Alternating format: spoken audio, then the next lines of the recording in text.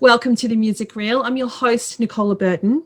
Now, my guest today is Senator for South Australia representing the Australian Greens, Sarah Hanson Young. Sarah, thank you for talking to me today. How are you? I'm great. Thanks for having me. It's wonderful to be here. Well, look, I have to say that the sight of you recently standing up in Parliament asking that question, have we actually been paid yet? It actually made our year because you said it out loud. We have been waiting for someone to say it out loud. And those infamous words, is it because it's zero? Well, it spawned a number of T-shirts up here. And unfortunately, it's become a bit of a mantra for us because we're afraid that that's actually the answer to the question we've been asking. Is it because it's zero? So number one, thanks for actually being our voice. And number two, has anyone answered this question yet?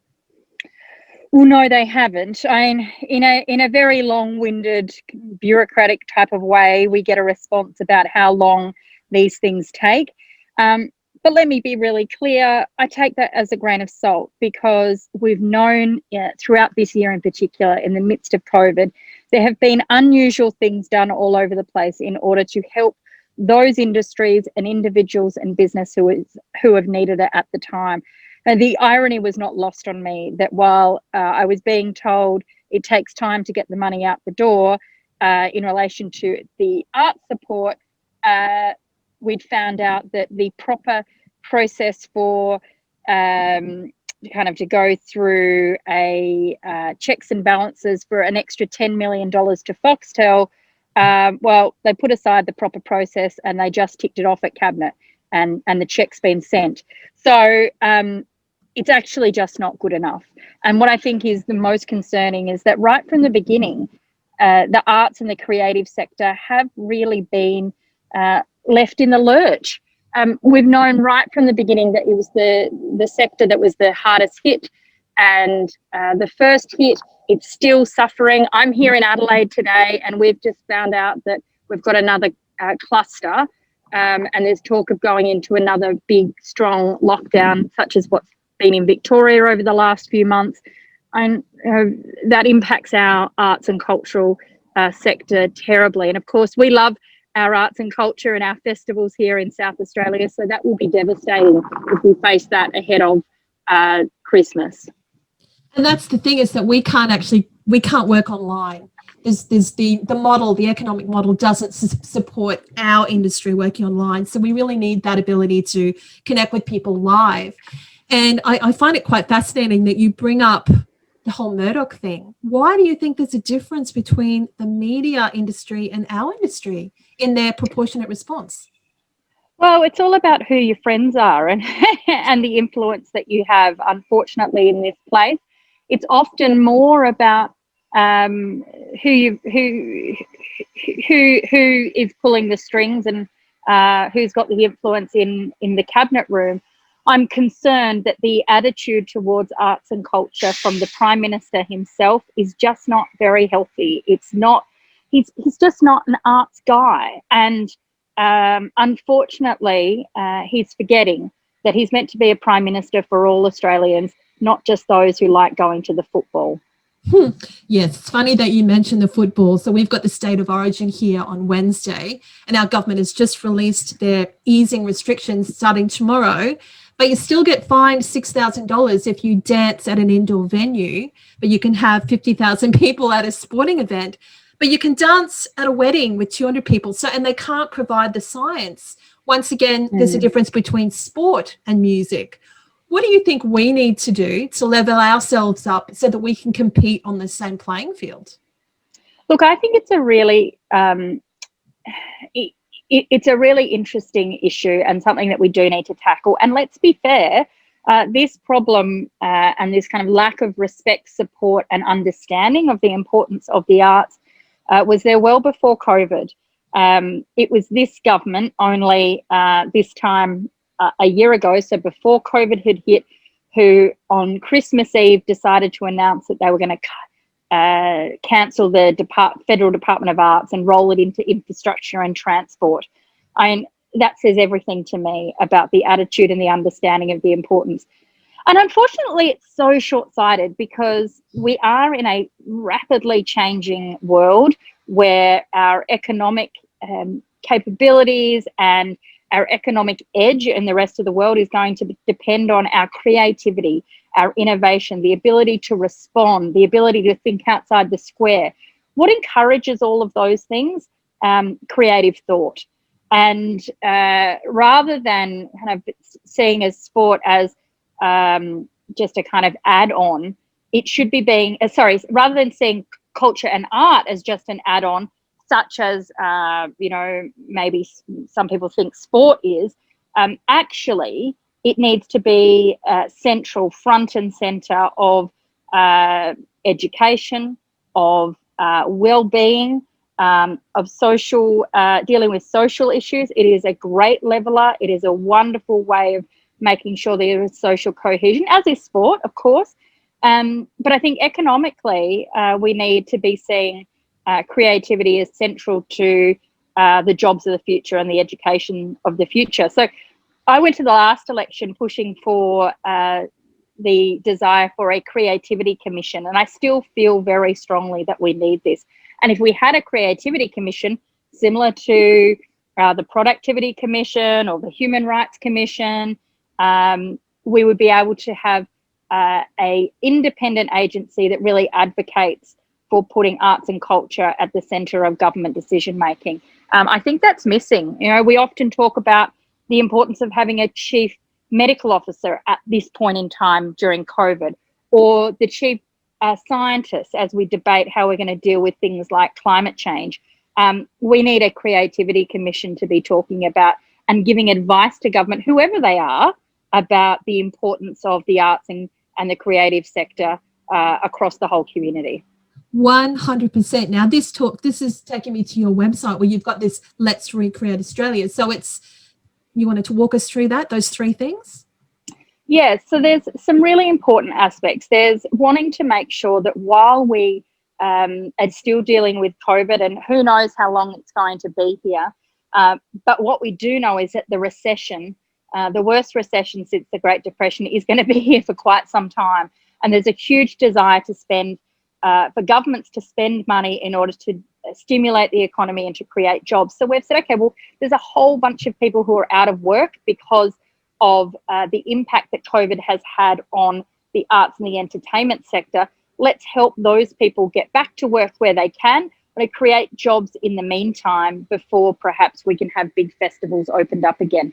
So making sure we can invest in that infrastructure, whether it's live events. I know rural and regional Australia is desperate for making sure that we could get some people back to work, but also creating and investing in kind of the creative infrastructure. Maybe it's a new entertainment venue in the civic centre in town. Maybe it's doing an upgrade to the local hall that the community group puts concerts on.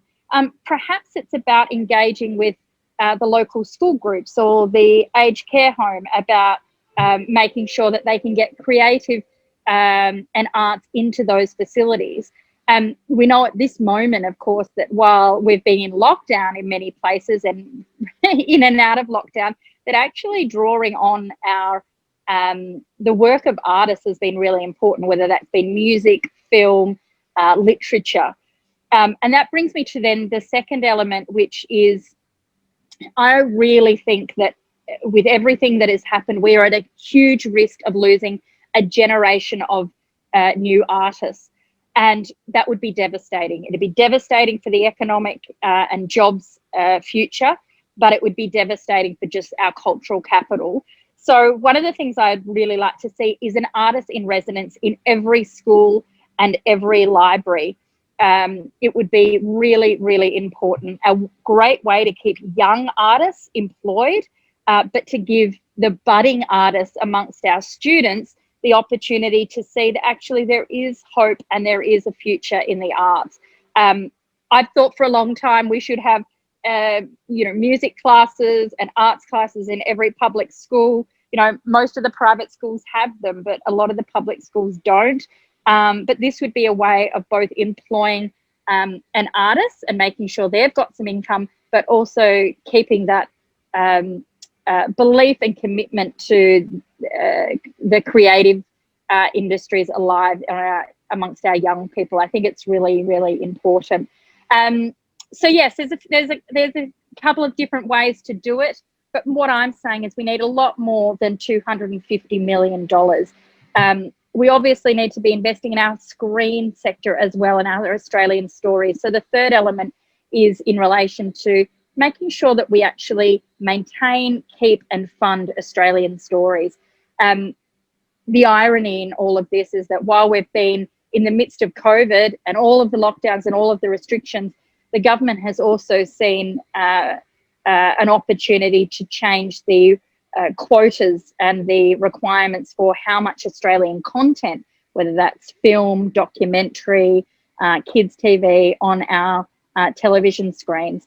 That's a really bad move because it puts the industry in further peril. At the moment, we've had more Australians than ever before watching Netflix. Netflix and those streaming services are making an absolute bomb of subscription. Well, if they want to be here in Australia, if they want to take the money of hardworking Australians, let's make sure that they also have to fund and support Australian-made content. Absolutely. I love all of it. It's about bloody time someone said it. And actually, you know, you've put together a structure to make it happen. So how can we support you to help give you some more voices to make this happen?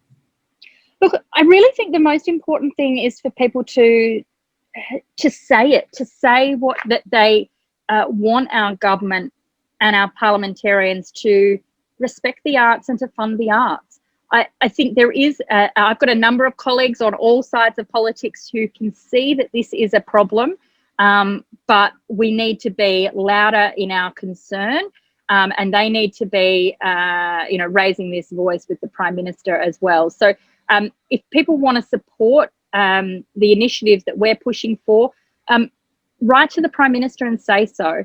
Pick up the phone and call your local member, whoever they are, Labor, Liberal, Independent, and say, look, it'd be great to work with the Greens to make sure the arts are funded properly. There's a few ideas there.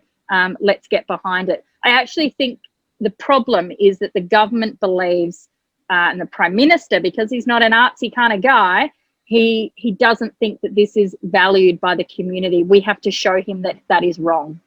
And can you imagine what our community would be like without arts, without music? Could you imagine what it would be like without culture? He would know then if we didn't have that there. So I noticed you've got a letter on your website, so anyone can go there, sign up, and that letter will just go out? Yes, that's right. Sign up. And also, of course, there's a lot of things on the boil, so it's a good way to keep up with the campaign, and I'll send updates to everyone who signs up over the coming months about what's happening. I think given the uncertainty of a vaccine anytime soon, we're going to see more lockdowns and easing, as hotspots develop and then get shut down. And I think it's really important that we keep Australian artists in mind at this time. The worst thing, of course, has been that in the midst of all of this, despite the fact that many other businesses and workers have had access to things like JobKeeper, many artists haven't.